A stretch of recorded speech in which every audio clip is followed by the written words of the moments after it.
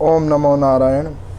ओम मंगलम भगवान विष्णु मंगलम गुरुदेव मंगलम पुंडरीकाक्ष मंगलाय तनोहरे गुरु ब्रह्मा गुरु विष्णु गुरुदेवो महेश्वर गुरु साक्षात् परब्रह्म तस्मै श्री गुरुवे नमः। हरे कृष्णा कृष्णा कृष्णा हरे हरे हरे राम राम राम हरे हरे है। सर्वप्रथम पद्म पुराण की कथा का मूल पाठ, जिसमें भगवान श्री कृष्ण की सुंदर लीलाओं का वर्णन होगा, जो मैं पहले अभी आपको मूल पाठ के माध्यम से सुनाना प्रारंभ करूंगा। माँ पार्वती जी ने भगवान शंकर को कहा कि प्रभु आपने श्रीमद् भागवत गीता के 18 अध्यायों को श्रवण करवाया। उस परम अध्यायों के बीच में भगवान श्री कृष्ण की लीलाओं का भी आप कृपा करके वर्णन कीजिए, ताकि उस गीता के पाठ और भगवान श्री कृष्ण के बीच का रहस्य सारे जीवात्माओं को पता चल सके। इस पर महादेव जी ने कहा कि देवी, यदुवंश में वसुदेव नाम के श्रेष्ठ पुरुष उत्पन्न हुए थे और उन्होंने देवमढ़ी के पुत्र और सर्व धर्मज्ञों के श्रेष्ठ उन्होंने मथुरा में उग्रसेन महाराज की पुत्री देवकी, जिनका नाम था, उनसे उन्होंने विधिवत विवाह किया हुआ था, जो देवांगनाओं के समान सुंदरी थी। उग्रसेन महाराज के एक बेटा था जिसका नाम था कंस, जो महाबलवान और शूरवीर था। जब वधू और वर रथ पर बैठकर विदा होने लगे तो उस समय कंस स्नेहवश सारथी बनकर उन रथ को हाँकने लगा। इसी कारण गंभीर स्वर में आकाशवाणी सुनाई पड़ी कि कंस, जिस देवकी का 8वां बालक तुम्हारा प्राण लेगा। इसको सुनकर कंस ने अपनी बहन को मार डालने के लिए तैयार हुआ। उसे क्रोध में भरा देखकर बुद्धिमान वसुदेव जी ने कहा, राजन, ये तुम्हारी बहन है, तुम्हें धर्मतः इसका वध नहीं करना चाहिए। गर्भ से बालक जो उत्पन्न होगा उन्हीं को मार डालना अच्छा। ऐसा ही हो कहकर कंस ने वासुदेव और देवकी को सुंदर महल में ही रोक लिया और उनके लिए सब प्रकार के सुख भोग की व्यवस्था कर दी। पार्वती इस बीच में समस्त लोकों को धारण करने वाले पृथ्वी भारी भार से पीड़ित होकर सहसा लोकनाथ से ब्रह्मा जी के पास गंभीर वाणी में पृथ्वी आई थी और उन्होंने कहा था कि हे ब्रह्म देवता, पृथ्वी के पाप कर्मों से हमारा उद्धार करवाइए। ये जो राक्षस इसमें निवास करने लगे हैं, इन राक्षसों और अधर्मियों का कैसे अधर्म खत्म होगा, उसको आप कृपा करिए।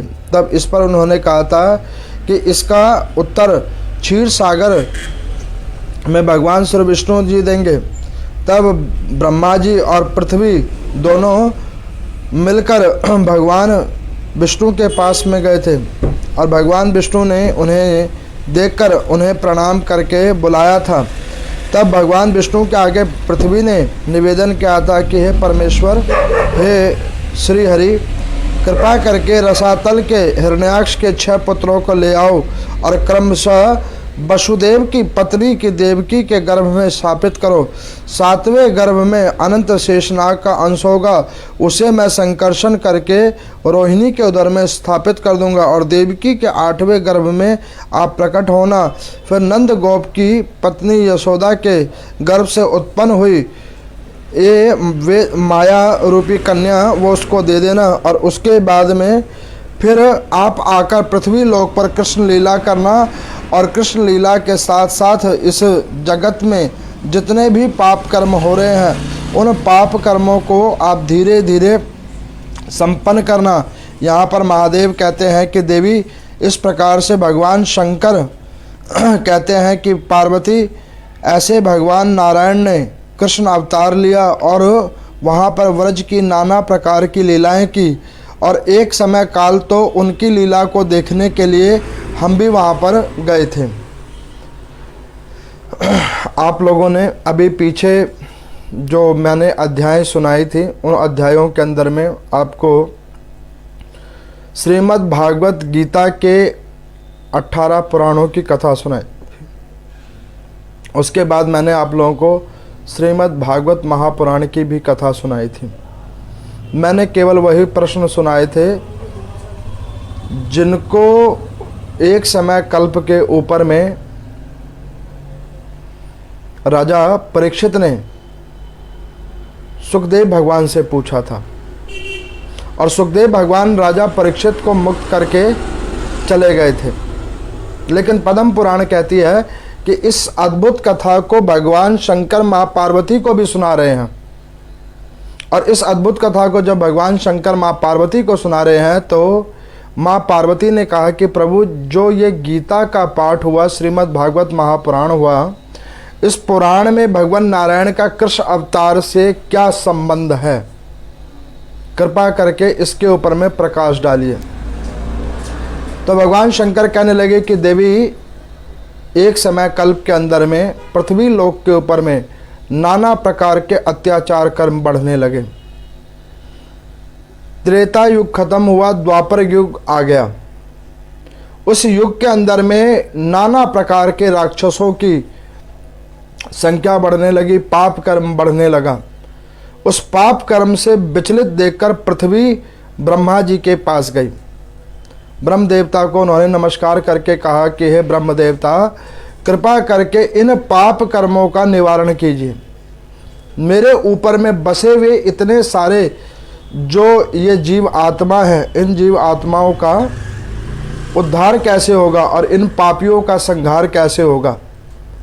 तो यहाँ पर ब्रह्म देवता ने कहा कि देवी, तुमने बहुत अच्छा प्रश्न किया है। अब तुम्हारे कष्टों को दूर करने के लिए हमें भगवान श्रीमन नारायण के पास चलना चाहिए। भगवान श्रीमन नारायण के पास में पृथ्वी गौ रूप में और ब्रह्म देवता स्वयं गए। उन्होंने जाकर उनको नमस्कार किया, और नमस्कार करने के बाद में उन्होंने जाकर कहा कि हे भगवान श्रीमन नारायण, कृपा करके ये पृथ्वी आपके पास में अपनी एक व्यथा लेके आई है।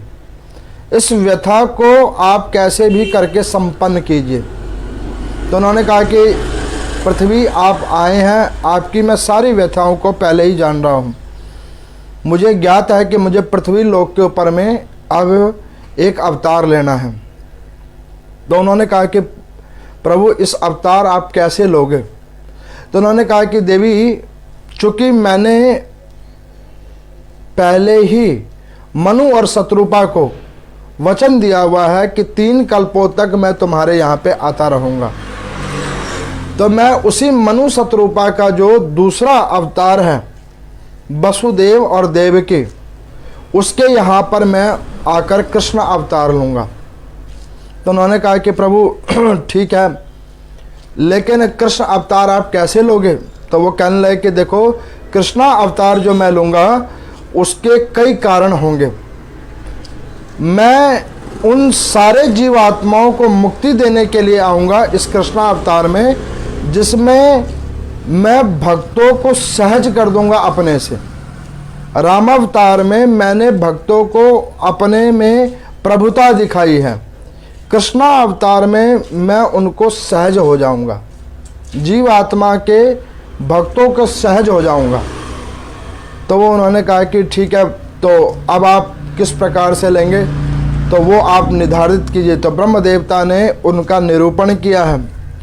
उन्होंने समय कल्प किया है भादो मास की कृष्ण पक्ष की अष्टमी तिथि रोहिणी नक्षत्र के अंदर में रात्रि 12 बजे का समय भगवान श्री कृष्ण का जन्म का समय। कई लोग मुझे पूछते हैं कि पंडित जी, जन्माष्टमी कभी कभी 2 आ जाती है, स्मार्त और वैष्णव। एकादशी भी 2 आ जाती है, स्मार्त और वैष्णव। कौन सा करना चाहिए? मैं आपको बतलाता हूँ। देखो, स्मार्त कौन होते हैं और वैष्णव कौन होते हैं वो आप समझो। स्मार्त वो लोग होते हैं जो होते हैं गृहस्थ आश्रमी।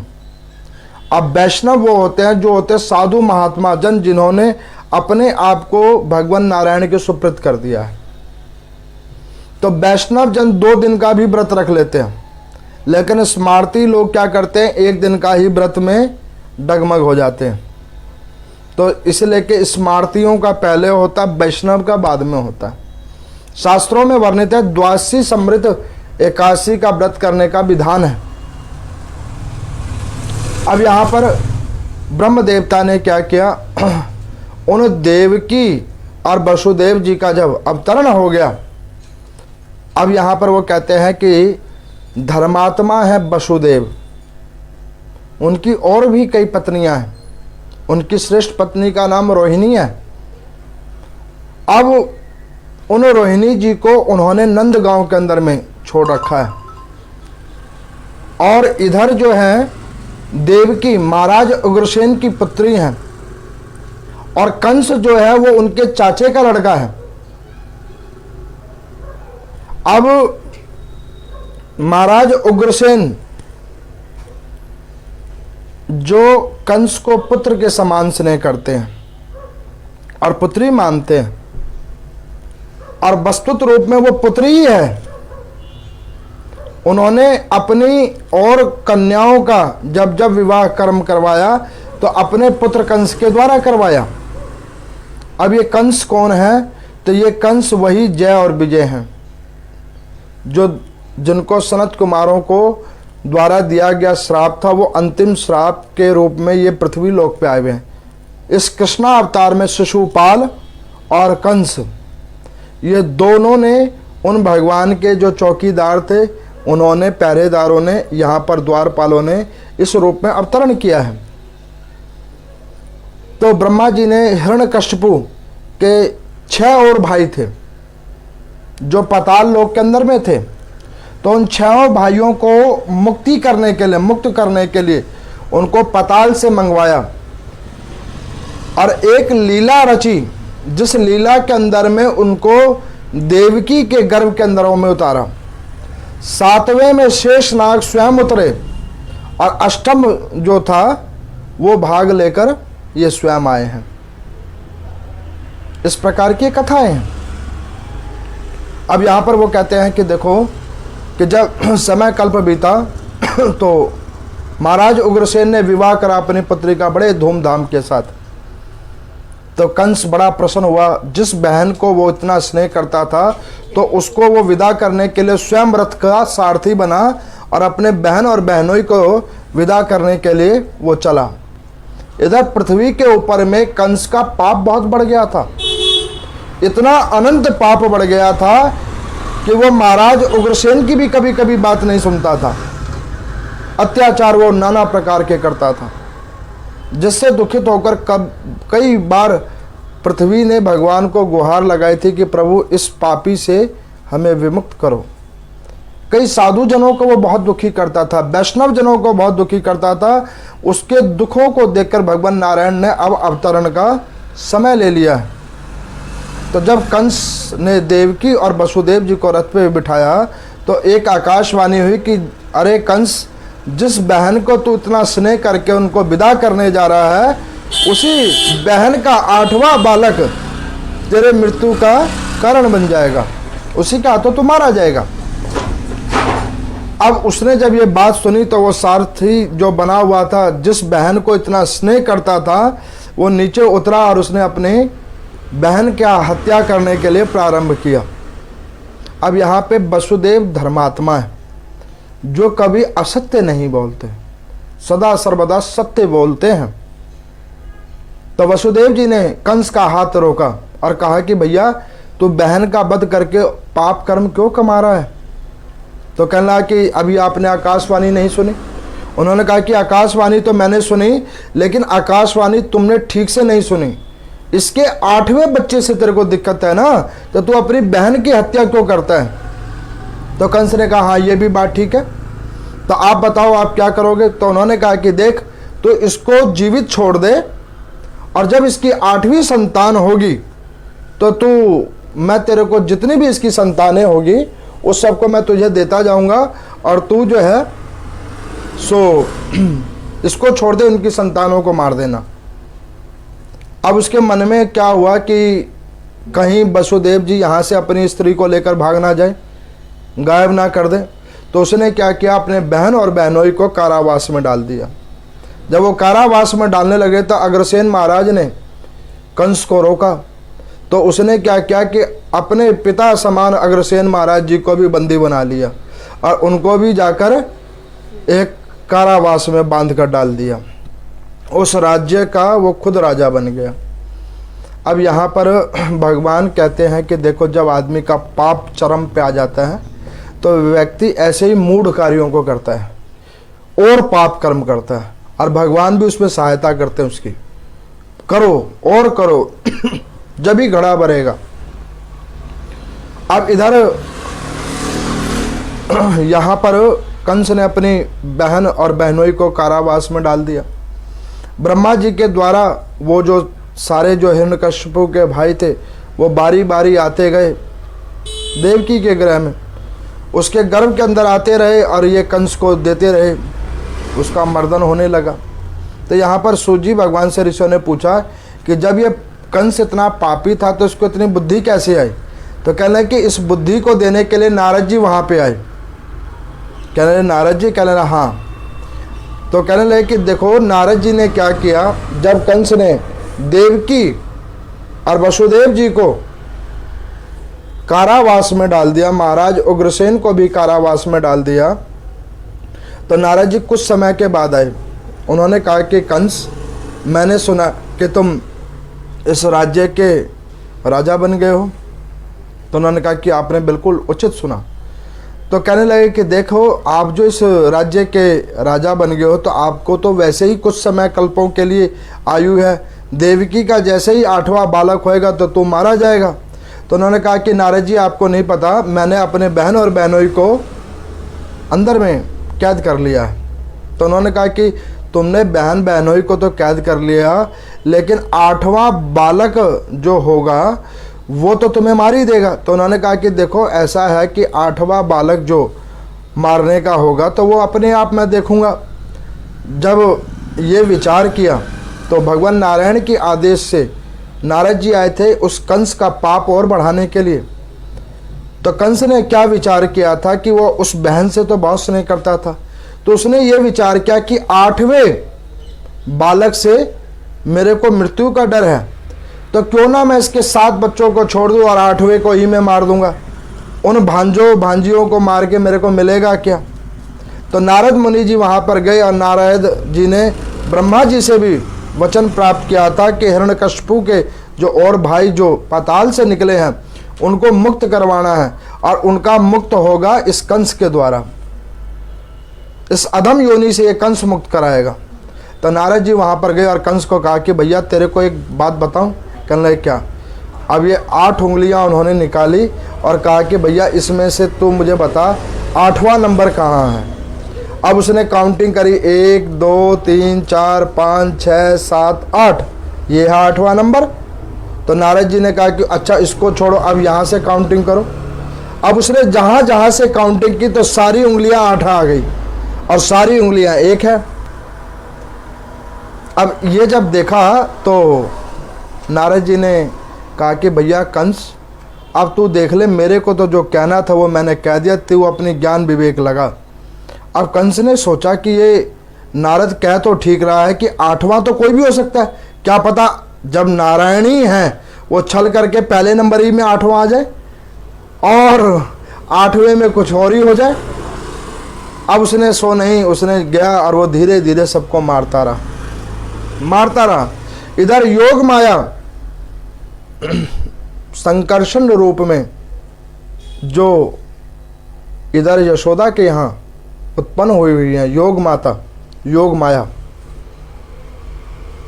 इधर भगवान की ऐसी लीला हुई कि संकर्षण किया गया 7वें गर्भ को और वो रोहिणी के उदर में डाला गया। अब आपको मैं बतलाऊं कि साइंस टेक्नोलॉजी में सैरोगेसी का नियम पहले भी था। लोग अभी कहते हैं कि सैरोगेसी होती है, लेकिन आप ये देखो कि ये कथा सैरोगेसी का जो विधान है वो अब हम कुछ सालों से सुन रहे हैं कि सैरोगेटेड मदर्स भी होती हैं, लेकिन आप ये देखो कि ये कथा कितनी साल पुरानी है। उस समय भी संकर्षण होते थे और संकर्षण करके देवकी के उदर से उतार कर रोहिणी के उदर में डाला गया है, जहाँ पे बलराम जी उत्पन्न हुए हैं। अब इधर भगवान श्री कृष्ण का जब अवतार हुआ है, जब अवतरण हुआ है, तो भगवान का जब अवतरण होने लगा तो वसुदेव और देवकी ने कहा कि प्रभु आप जो आओगे तो कैसे आओगे? इस पापी दुराचारी, इस ऐसा राक्षस जिसने आपको मारने की सारी तैयारी कर रखी है, इस पापी के यहाँ पे आप आओगे कैसे? तो भगवान नारायण अपना वात्सल्य रूप दिखाना चाहते हैं, तो वो कहते हैं कि घबराओ नहीं, हम जहाँ जाते हैं हम अपनी व्यवस्था सब साथ लेके जाते हैं। तो भगवान नारायण वहाँ पर प्रकट हुए हैं, अवतरित हुए हैं। और जब भगवान नारायण अवतरित हुए हैं तो चतुर्भुज रूप में अवतरित हुए हैं। अब उनके चतुर्भुज में जब अवतरित हुई तो देवकी उठी। उन्होंने कहा कि प्रभु आपने कहा था कि माता के उदर से निकलेंगे, तो माता के उदर से तो चतुर्भुज भगवान तो नहीं उतरते। अच्छा, चतुर्भुज भगवान भी नहीं उतरते तो ऐसा कौन सा बच्चा पैदा होता है जो मुकुट और माला पद्म गदा लेके पैदा होता हो और पहले ही हंसता बोलता आता हो? तो भगवान ने कहा हाँ ये भी बात ठीक है, ऐसा तो नहीं होता। तो उन्होंने कहा कि फिर अब क्या करें? तो उन्होंने कहा कि अब अगर आपको बालक के रूप में आना है तो उस रूप से ही आप आइए और आप रुदन कीजिए। उस रुदन के प्रभाव से सारे कार्य संपन्न हो गए। भगवान भक्तों के पीछे अब एक नवजात शिशु के रूप में देवकी के उदर से उत्पत्तित हुए हैं और वहाँ पर उत्पत्तित होकर उन्होंने रुदन करा। उस रुदन के प्रभाव से चारों तरफ शांति शांति फैल गई है। सारे पहरेदार सो गए हैं। योग माया की आकाशवाणी हुई। ये कथाओं को आपने कई बार सुना है, कई कथाओं के माध्यमों से, कई बार मैंने भी बहुत वर्णित किया हुआ है। उनको लेकर गए हैं और नंद जी के पास छोड़ा है। वो कन्या आई है और कन्या ने इनको बताया कि बाबू रे तुम जो पहरेदारी कर रहे थे वो तो पहरेदार तो आ गया है, तुम अब अपनी रक्षा करो।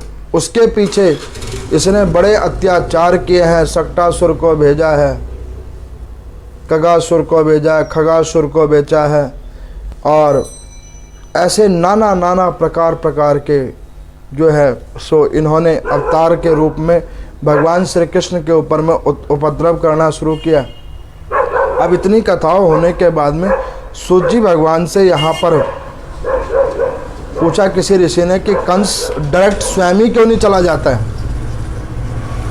तो कहने लगे कि भैया अगर वो स्वयं चला जाएगा तो ये पापियों का नाश कैसे होगा?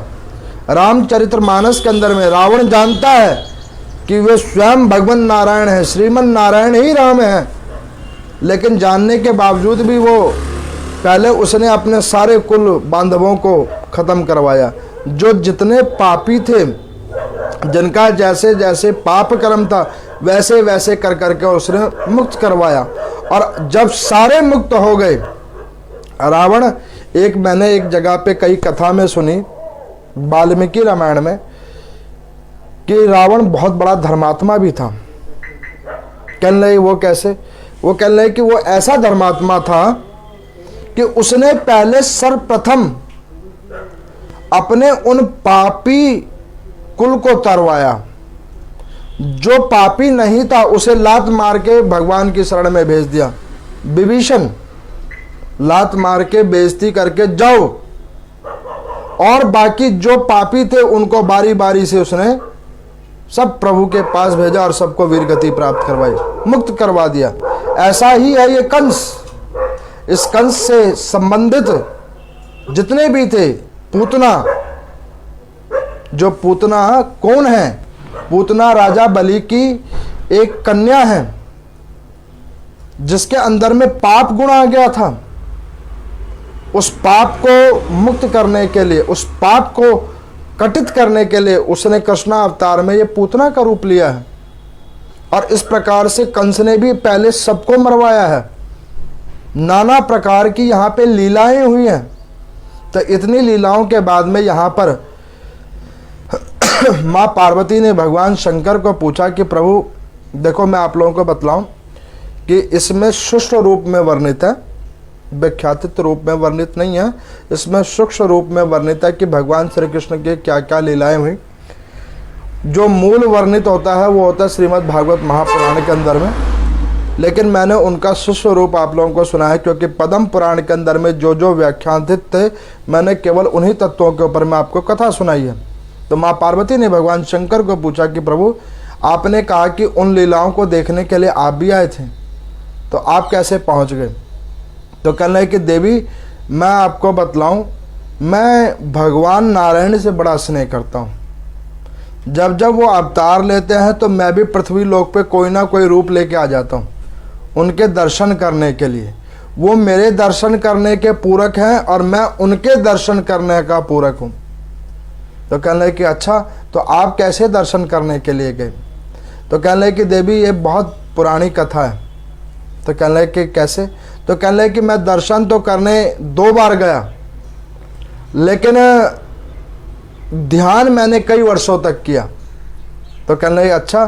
तो कहने लगे कि जब वो भगवान श्री कृष्ण बाल्यावस्था काल के अंदर में थे, पूतना का मर्दन हो चुका था, तो भगवान शंकर ने एक साधु का रूप बनाया था।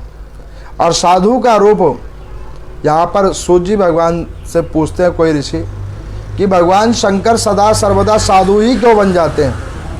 तो कहते हैं कि साधु कौन होता है? जो विशुद्ध भाव का वैष्णव हो वही साधु है, और भगवान शंकर से बड़ा कोई वैष्णव नहीं है। ऐसा वैष्णव जो सर्वदा केवल और केवल एक निष्ठा पे भगवान का ध्यान में मगन रहने वाले, ऐसे भगवान शंकर हैं। तो भगवान शंकर ने साधु रूप बनाया और साधु रूप बनाकर वहाँ पर गए और उन्होंने वहाँ पे भिक्षा मांगी।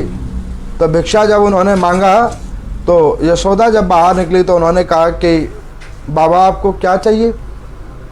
तो उन्होंने कहा कि अगर तुम्हें कुछ देना है तो केवल और केवल तुम अपने उस बाल गोपाल के दर्शन करवा दो। अब जब ये कहा तो इधर अभी पूतना ने इतना हतोप्रताश किया था, तो उन्होंने कहा कि ना, आपको दर्शन नहीं होंगे, आप जाओ, आपको अन्न चाहिए, धन चाहिए, वस्तु चाहिए, वो ले लो। क्योंकि नंद जी ने जब भगवान श्री कृष्ण का अवतरण हुआ था और जब वहाँ पे गए थे भगवान श्री कृष्ण, तो उनके जन्म के ऊपर में 1.25 महीने तक नंद जी ने भर भर के दान दिया था। जो जैसे जैसे दान मांगता था, दान उन्होंने इतना किया था कि कुबेर को भी एक बार उनके दान को देखकर मन में अहंकार आ गया था कि ये नंद ने ऐसे कौन से पुण्य कर्म किए हैं जो भगवान को निछावर कर करके दान दे रहा है, अपने गोपाल को निछावर कर करके दान दे रहा है। तो वो ये नंद भी कोई इस जन्म के नंद नहीं हैं, इन्होंने भी कई ऐसे पुण्य कर्म किए हैं जिसके फल स्वरूप से भगवान नारायण का इस रूप के अंदर में उनको उनके स्नेह का और उनके उस बाल्यकाल का जो लीलाएं हुई हैं उसका रसो स्वादन करने का उन्हें अवसर मिला है। ये नंद कोई साधारण जीव नहीं है, ये भगवान की ऐसा भक्त है। नंद और यशोदा ऐसे भक्त हैं जिन्होंने कई अनंत अनंत वर्षों से भगवान नारायण के अंदर में श्रद्धा और निष्ठा से उनका पूजन और ध्यान किया। तो भगवान शंकर कहते हैं कि माँ पार्वती को कि देवी, मैंने ऐसे भिक्षा मांगना शुरू किया कि मेरे को तुम भिक्षा में कुछ मत दो, केवल अपने लाला के दर्शन करा दो। अब जब लाला के दर्शन करा दो कहने लगी तो माता ने देखा कि एक पूतना आई थी जो विष पिला रही थी। सक्टासुर आया था जो भगवान को लेके ही उड़ गया था, और नाना नाना प्रकार के असुर आए और गए और उन्होंने नाना प्रकार के उपद्रव किए। अब पता नहीं ये बाबा बनके क्या उपद्रव करने के लिए आया है, और इसकी तो जटाएं और दाढ़ी भी बड़ी लंबी चौड़ी लगती है, ये कहीं कुछ और ही ना कर दे। उन्होंने मना कर दिया कि नहीं बाबा, अगर आपको दान में कुछ और चाहिए तो दो, और नहीं तो यहाँ से चलते बनो। तो भगवान शंकर ने कहा कि देवी, हमको तो दान में कुछ नहीं चाहिए, और भगवान शंकर कहते भी सत्य हैं कि ये खुद ही दूसरों को दान देने वाले हैं। ऐसे भोलेनाथ हैं जो सबके ऊपर में कृपा करने वाले हैं, और इनकी कृपा से चराचर जीव संसार चल रहा है। ऐसे भूत भावन भगवान क्या दान लेंगे और कोई इन्हें क्या दान देगा। तो जब उन्होंने बार बार ऐसा कहा तो देवी ने कहा यशोदा जी ने कि बाबा आप जाओ, ये तो हमने अजीबी तरीके का साधु देखा जिसको अंधन नहीं चाहिए और इसको चाहिए लाला के दर्शन, तो इनको हम दर्शन नहीं करवाएंगे, अब आप जाओ। जब ऐसा कई बार कहा तो भगवान शंकर ने मन ही मन भगवान नारायण को कहा कि प्रभु वाह, मैं तो ऊपर कैलाश पर्वत से नीचे आया पृथ्वी पे आपके दर्शन करने के लिए, और आपने क्या किया, मेरे को बगैर दर्शन के ही वापस घुमा रहे हो। तो भगवान नारायण ने कहा कि घबराओ मत, दर्शन तो होंगे, दर्शन होंगे। और भगवान शंकर जब मुड़े और उन्होंने डमरू का 3 बार वादन किया, तो उस डमरू के वादन पे भगवान श्री कृष्ण ने रोना प्रारंभ कर दिया। अब ऐसा रोना प्रारंभ कर दिया कि वो चुप ही ना हो। तो वहाँ पर जो और महिलाएं थी उन्होंने कहा कि पता नहीं वो बाबा कौन था भाई, एक काम करो कि उस बाबा को जैसे तैसे करके बुलाओ और कैसे भी करके इनको दिखवा दो, क्या पता वो बाबा अच्छा हो और उसके स्पर्श करने से ये लाला तुम्हारा चुप हो जाए। अब खूब प्रकार से उनको कहा गया। तब भगवान शंकर को कुछ घंटों के बाद में बुलवाया गया। भगवान शंकर गए और श्री कृष्ण भगवान को जैसे ही स्पर्श किया तो भगवान हंस कर भगवान शंकर की ओर देखने लगे और मूक भाषा में कहने लगे कि अब कर लो दीदार हमारा इस बाल स्वरूप का। अब यहाँ पर सूर्य जी भगवान कहते हैं कि देखो यहाँ पे 2 बातें हैं। एक साधक है जिसने केवल और केवल साधना किए भगवान के दर्शन की, और एक दूसरी तरफ है भगवान जो उस साधक की उस दर्शन ही को जान रहे हैं। तो यहाँ पर वो एक प्रसंग सुना रहे हैं, बड़ा अद्भुत प्रसंग है। इसी मथुरा के अंदर में एक माधवाचार्य जी महाराज थे, बड़े अद्भुत संत थे। ऐसे अद्भुत संत थे कि वो भगवान की कभी पूजा ही नहीं करते थे। ऐसे अद्भुत संत थे कि वो भगवान की कभी पूजा नहीं करते थे, लेकिन वो ऐसे संत थे कि भगवान जब चाहे वो उनको आकर सामने में खड़े हो जाते थे, उनसे बातें करने लग जाते थे, और वो पूजा कुछ नहीं करते थे। बिल्कुल विरक्त भाव के संत थे, पूजा नहीं करते थे। बाकी उनको भगवान जब मर्जी वो बुला लेते तो वो आ जाते। तो एक बार वो संत कहीं पे श्रीमद् भागवत की कथा हो रही थी, तो वो महात्मा चलते चलते उस कथा क्षेत्र के अंदर में पहुँचे। जब उस कथा क्षेत्र के अंदर में वो महात्मा पहुँचे तो कथा हो रही थी, ग्रंथ रखा हुआ था, ब्राह्मण देवता कथा सुना रहे थे कि जहाँ जहाँ पर पुराणों की कथाओं का विवेचन होता है तो भगवान वहाँ पर आ जाते हैं किसी ना किसी रूप में। तो वो माधवाचार्य जी कहते हैं कि पंडित जी ये तो आप बिल्कुल असत्य कह रहे हो। बीच में खड़े होकर उन्होंने बोला। वो कहने लगे वो कैसे? तो कहने लगे कि देखो आप श्रीमद् भागवत की कथा सुना रहे हो और ठाकुर मेरे साथ में, वो तुम्हारे पास में कहाँ है? तो उन पंडित जी ने कहा कि महाराज ठाकुर यहाँ पे हैं, जब ही तो आप आ गए यहाँ पे, और आप आ गए तो आपके साथ भगवान भी आ गए। तो माधवाचार्य जी कहने लगे कि हाँ ये भी बात बिल्कुल सत्य है। तो कहने लगे कि ऐसे ठाकुर, ऐसे भगवान जो सदा सर्वदा भक्तों को दर्शन देने के लिए, उनके ऊपर कृपा करने के लिए कब कहाँ पर कैसे पहुँच जाते हैं, उनकी महिमा ही अनंत है। ऐसे नारायण भगवान जिनकी महिमा ही बड़ी अनंत है, वो कहाँ कैसे दर्शन देने के लिए किस रूप में आ जाएंगे और कैसे कैसे अपनी लीलाएं कर देंगे, उसे कोई नहीं जान सकता। तो उस प्रसंग के अंदर में वो कहते हैं कि देखो कि उन माधवाचार्य जी ने जब ये सुना तो उन्हें बड़ी गदगद मन में वार्ता हुई, और उन्होंने भगवान श्री कृष्ण को कहा कि प्रभु आप मुझे ये बतलाओ कि आप कथा में दर्शन देने के लिए आए थे या मेरे को दर्शन देने के लिए आए थे? तो माधवाचार्य जी को भगवान कहते हैं कि देखो मैं तो तुम्हारे साथ ही हूँ, लेकिन उन पंडित जी ने जो ये कथा सुनाई है तो उस कथा को भी मुझे सत्य करना था, तो इसीलिए मैंने तुम्हें उस कथा स्थल पे बुला लिया, और उस कथा स्थल पे आने के बाद में मैं तुम्हारे साथ उस कथा में भी आ गया। अब तुम्हारी भी बात सत्य हो गई और उन पंडित जी की भी बात सत्य हो गई। अब यहाँ पर सूत जी भगवान कहते हैं कि ऐसे भगवान नारायण के ये कृष्णा अवतार है जिसके अंदर में उन्होंने ऐसी लीलाएं की हैं, जिन लीलाओं के अंदर में उन्होंने देव तत्व को हटाकर प्रेम तत्वों को बढ़ाया है। राम अवतार में भगवान ने केवल और केवल ज्ञाना अवतार किया है, ज्ञान का व्याख्यान किया है, लेकिन कृष्णा अवतार में भगवान ने केवल और केवल प्रेम किया है। प्रेम बांटो और प्रेम लो। इन ग्रंथों की महिमा केवल और केवल स्नेह है। भगवान कहते हैं कि सब में स्नेह ढूंढो। सर्वत्र पृथ्वी के ऊपर में जितनी भी जीव आत्माएं हैं उनके अंदर में स्नेह ढूंढो, स्नेह बांटो, स्नेह लो और स्नेह करो। किसी ने एक बार रामानुजाचार्य जी महाराज जी को पूछा था कि व्यक्ति के जीवन का क्या लक्ष्य है। अभी आप लोगों ने देखा ना, रामानुजाचार्य जी महाराज जी का स्टैचू बनाया गया, स्टैचू ऑफ लिबर्टी, जिसका नरेंद्र मोदी जी ने अभी उद्घाटन किया था। उन्हीं रामानुजाचार्य जी महाराज जो परम वैष्णव हैं, भगवान नारायण के अंदर में खूब स्नेह करने वाले ऐसे संत हैं। तो उनके किसी शिष्य ने पूछा कि गुरुदेव आप कृपा करके मुझे बतलाइए कि जीवन में, मानव जीवन का कोई लक्ष्य क्या है। तो उन्होंने बतलाया कि मानव जीवन का अगर कोई लक्ष्य है तो केवल और केवल यही लक्ष्य है कि वो व्यक्ति भगवान की प्राप्ति कर सके। तो कहना कि गुरुदेव वो कैसे? तो कहना कि देखो मैं तुम्हें बतलाता हूँ। जैसे कि कोई व्यक्ति एक सपना देखता है, सपना देखता है।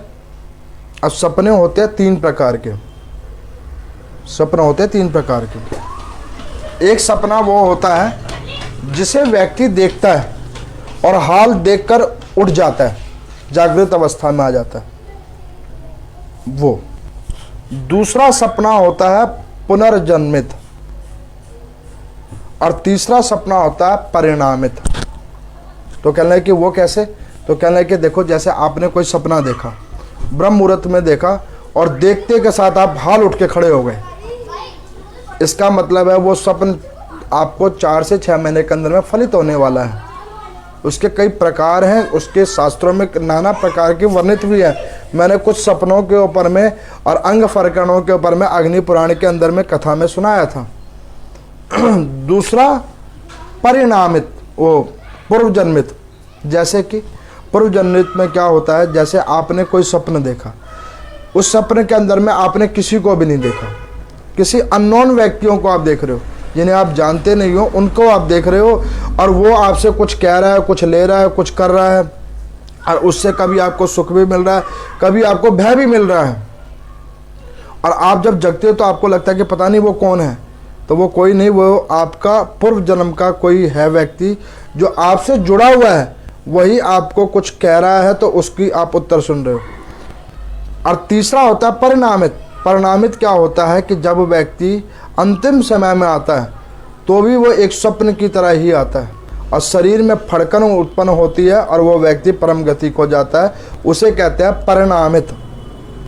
ये सबके साथ में होता है। अब यहाँ पर कोई कहेगा कि पूर्व जन्म की भी जो यादें आ जाती हैं वो कैसे? तो मैं बतलाता हूँ कि जैसे शरीर के अंदर में मान के चलो एक व्यक्ति का भी स्वर्गावास हुआ, अब उसने दूसरे शरीर के अंदर में चला गया, लेकिन इस शरीर से जो जुड़े हुए व्यक्ति हैं, जब कभी उसके बारे में कहेंगे, सोचेंगे, निंदा करेंगे या कुछ करेंगे तो वो उसको भाव रूप में वहाँ पे प्राप्त होगा, लेकिन उस शरीर से उसे ये नहीं पता कि वो व्यक्ति उसका कौन है। क्योंकि भगवान जब किसी को जन्म देते हैं तो उसके पूर्व जन्म की सारी वार्ताएं विस्मृत कर देते हैं, ताकि वो विस्मरण के अंदर में वो व्यक्ति को अगर याद आ जाएगी कि मैंने ये कर्म करके इस योनि में आया हूँ, तो फिर तो वो इस जीवन को भोग ही नहीं पाएगा, वो आत्मदाह कर लेगा। तो यहाँ पर सूत जी भगवान कहते हैं कि ऐसे ही जो ये स्वप्न है, ये स्वप्न के अंदर में जो भगवान आ जाते हैं। कई लोगों को कई बार मेरे को पूछते हैं कि पंडित जी, मैंने एक अभी पीछे मेरे को किसी सरदारों ने पूछा कि पंडित जी कि मेरे को एक बार मंदिर दिखा, स्वप्न के अंदर में मंदिर दिखा और उस मंदिर में देवी की मूर्ति दिखी और वो मुझे देखकर हंस रही हैं और क्या कह रही हैं वो मुझे सुनाई नहीं दिया। अब आपको मैं बतलाता हूँ, जब आपको कोई देव स्थल दिखे, कोई देवी अथवा देवता दिखे स्वप्न के अंदर में, तो इसका मतलब क्या है कि उस देवी और देवता की कहीं आपने कोई मन्नत मांग रखी है जो आपने पूर्ण नहीं किया, उसका वो इंटीमेशन आपको देने के लिए आए हैं। जैसे कि अब आप किसी को कोई मैसेज देना तो आप फ़ोन करते हैं, SMS करते हैं, या और कई प्रक्रिया हैं उनसे संपर्क जोड़ने के, लेकिन जो देव संपर्क जोड़ने का जो माध्यम है वो है केवल स्वप्न। उस स्वप्न के अंदर में हमें देव बोध भी होता है, पितर बोध भी होता है और कर्म बोध भी होता है। अगर किसी पितर ने आके दर्शन दिए हैं तो इसका मतलब कोई ऐसी कारण है जो कारण आपके निमित्तार्थ पूर्ण नहीं हुए हैं, तो उसका वो बोध कराने के लिए उस पितर ने दर्शन दिए हैं। और अगर मान के चलो देव बोध मैंने आपको बतला दिया, पितर बोध आपको मैंने बतला दिया, और तीसरा बोध होता है कर्म बोध। उस कर्म बोध के अंदर में क्या होता है कि व्यक्ति कोई ऐसा कर्म जो उसने संकल्प किया हुआ है कि मैंने ये कार्य करना था, और वो जब वो उस कार्य को संपन्न नहीं कर पाता है किसी भी कारणवश से, तो वो कर्म बोध वाला जो कारण है वो उसे बार बार उसको स्वप्न भी देता है कि तुम्हारा ये काम होना था, वो तुमने किया नहीं ठीक से। उसे कहते हैं कर्म बोध वाला स्वप्न। तो यहाँ पर इन बोधों के माध्यम से भगवान कहते हैं कि देखो कि जो इन बोधों से परे होकर भगवान का चिंतन करते हैं। मेरे को कई व्यक्ति, कुछ प्रौढ़ अवस्थित व्यक्ति कई बार मेरे को पूछते हैं कि पंडित जी हम लोगों को रात को नींद नहीं आती है, और जब नींद आती है तो ये गलत गलत ख्याल आते हैं, गलत गलत स्वप्न आते हैं, ऐसा क्यों? मैं आपको बतलाता हूँ, ये ऐसा इसलिए जिन जिनका आपसे जो जो संबंध जुड़ा हुआ है, क्या होता है देखो, जब कोई बिल्डिंग तोड़ी जाती है ना, पुरानी बिल्डिंग जब तोड़ी जाती है तो वो तोड़ के पहले आती है नींव के ऊपर में, और नींव के अंदर में उन सारी चीज़ों को निकाला जाता है जिससे उसकी शुरुआत हुई होती है। उसी प्रकार से जब व्यक्ति प्रौढ़ अवस्था में आ जाता है और आयुवान हो जाता है, और अगर उसे स्वप्न में 40 साल पुराना व्यक्ति दिख रहा है, 30 साल पुराना व्यक्ति दिख रहा है, या 50 साल पुराना व्यक्ति मित्र या कोई और कुटुंबी उसको नज़र आ रहा है, तो इसका क्या मतलब है कि आपकी साइकिल की रिपीटिशन होनी प्रारंभ हो गई है। आपका शरीर तो सो गया है लेकिन मन ने अब जागना शुरू कर दिया। वो पीछे का साइकिल आपको दिखाया जा रहा है। उसको देखकर भय नहीं करना है, उसको देखकर भय नहीं करना, उसको देखकर याद भी नहीं करना है। उसको जब देख लो तो ये कहना है कि प्रभु जो आप करोगे वो उत्तम करोगे। देखो, जिन व्यक्तियों की आयु 60 साल से ऊपर हो गई है और उनको भगवान की कृपा से उनके द्वारा दिए हुए सारे कर्म भी पूरे हो गए हैं, मान के चलो 60 साल की आयु हो गई, आपके बच्चों की शादी हो गई है, बच्चे वेल सेटल्ड हो चुके हैं, और उसके बाद अगर आप इन छोटी छोटी चीज़ों का भय करोगे तो आपसे बड़ा कोई मूर्ख नहीं है। इतना लंबा समय हम यहाँ पर इन्वेस्ट कर चुके हैं, और आपका अब जो समय काल है वो है ग्रेस पीरियड। उस ग्रेस पीरियड में भय मत करो, उस ग्रेस पीरियड के अंदर में भगवान का भजन और कीर्तन करो, चिंतन करो। आपने सुना पीछे जो मैंने लास्ट जो कथा सुनाई थी उसके अंदर में राजा ने सुखदेव भगवान ने राजा परीक्षित को कहा था कि भैया क्या तेरे को कोई भय तो नहीं लग रहा? अंतिम दिवस में मैंने पूछा था तो उन्होंने कहा कि नहीं, भय नहीं लग रहा। उन्होंने ये इसको 3-4 बार पूछा कि भय तो नहीं लग रहा, मोह तो नहीं लग रहा, तेरे को किसी प्रकार का कोई विचलन तो नहीं है, कोई आसक्ति तो नहीं है। वो उन्होंने 3-4 बार क्यों पूछा? वो इसलिए पूछा कि जब तुम प्रभु के यहाँ जाओगे तो उसमें ये भय, आसक्ति और मोह ये सब चीज़ों का जगह नहीं होनी चाहिए। जो व्यक्तियों के ये सारे कार्य संपन्न हो चुके हैं और इस कथा को सुन रहे हैं, मैं उनको ये कहूँगा कि उनको इन सपनों के पीछे सोचने के बजाय वो समय भगवान के भजन और कीर्तन में देना चाहिए। उन ख्यालों को मत सोचो, उसके बजाय भगवान का भजन और कीर्तन और बढ़ाओ। अगर भगवान ने हमारी आयु कुछ समय कल्प की अगर निर्धारित कर दी है उस समय से, तो उसमें और प्रसन्नता दिखाओ, भय मत दिखाओ। अच्छा होगा कि इस शरीर से जो जो कर्म होने वाले थे वो संपन्न होंगे और हम सदगति को जाएंगे, उसकी तैयारी करो बजाय भय करने के। मेरे को एक आज माता जी ने अभी 11 बजे के आसपास मंदिर में वो किसी शास्त्री जी से भी पूछ के आई थी। वो कहते मेरे को अभी नए आए हैं GH14 में कि पंडित जी मैं एक हफ्ते से जो है ना बहुत बुरे बुरे ख्यालात देख रही हूँ और बड़े बड़े ख्याल आते हैं मेरे मन में, और आज तो मैंने देखा कि मैं मरी गई हूँ, तो मैं मर गई हूँ और मेरी बहू जो है मुझे नहला रही है मेरे मृत शरीर को, तो अब क्या होगा। मैं कहा अब क्या होगा, मरने की तैयारी करो। तो कहने लगे कि पंडित जी आप मजाक कर रहे हो, मैं तो आपसे प्रश्न पूछ रही हूँ। मैं कहा माता जी मेरी बात सुनो, और कितने दिन जियोगे हैं? अब इस अवस्था में आने के बाद आपकी उम्र हो गई है 75-77 साल, और उसके बाद में अब आप मेरे को कह रहे हो कि पंडित जी ऐसे सपना आ रहे हैं। तो अब आप मुझे बताओ कि इस अवस्था में अब आपको कौन से सपना आएंगे? जीवन जीने के स्वप्न थोड़ी ना आएंगे। अब आप देखो कि एज के हिसाब से स्वप्न भी अच्छे लगते हैं।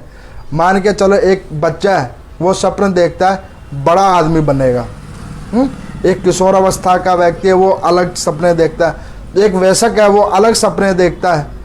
लेकिन जो प्रौढ़ अवस्था वाला व्यक्ति है जिसकी आयु अब हो गई है लगभग 60+ हो गई है, तो अब तो वो ऐसे ही सपने देखेगा और क्या देखेगा, अब वो इन्हीं सपनों को देख देख के वो प्रभु के धाम पहुंचेगा। तो उसको उन सपनों से डरना नहीं है, उन सपनों से डरना नहीं है, उससे विचलित नहीं होना।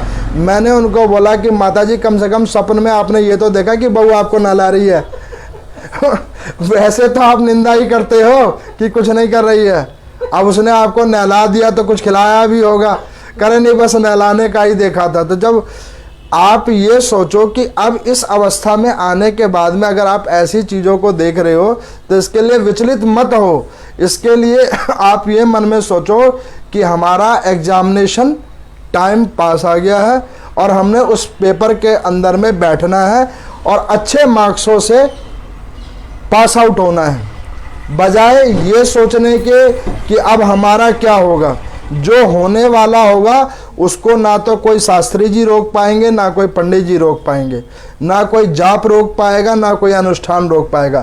क्योंकि ब्रह्मा जी का नियम है टाइम पूरा व्यक्ति ऊपर, टाइम बचा है नीचे रहो।